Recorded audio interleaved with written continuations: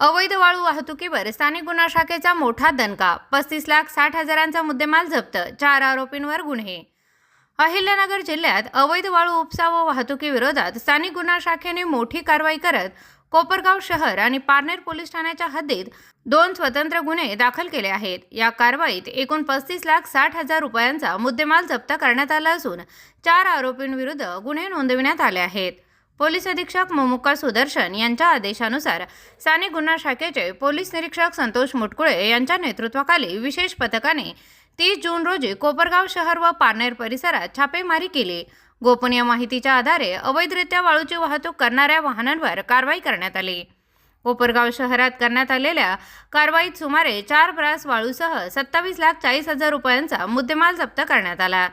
या प्रकरणी आकाश संजय रोकडे, अजय महादेव जाधव आणि रवी सुनील सोनावणे यांच्या विरुद्ध भारतीय न्याय संहिता 2023 तसेच गौण खनिज कायद्यान्वये गुन्हा दाखल करण्यात आला आहे.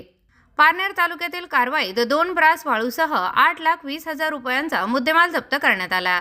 या प्रकरणी दत्तात्रय नाना मेंगाळ यांच्या विरुद्ध गुन्हा दाखल करण्यात आला आहे. या दोन्ही कारवायांमध्ये एकूण 35,60,000 रुपयांचा मुद्देमाल जप्त करण्यात आला असून 4 आरोपींविरुद्ध कायदेशीर कारवाई करण्यात आली आहे. स्थानिक गुन्हा शाखेकडून जिल्ह्यात अवैध वाळू उपसा व वाहतुकी विरोधातील मोहीम यापुढेही अधिक तीव्र करण्यात येणार असल्याचे पोलिसांनी स्पष्ट केले आहे. ही कारवाई पोलीस अधीक्षक मोमुक्का सुदर्शन यांच्या मार्गदर्शनाखाली स्थानिक गुन्हा शाखेच्या पथकाने यशस्वीरित्या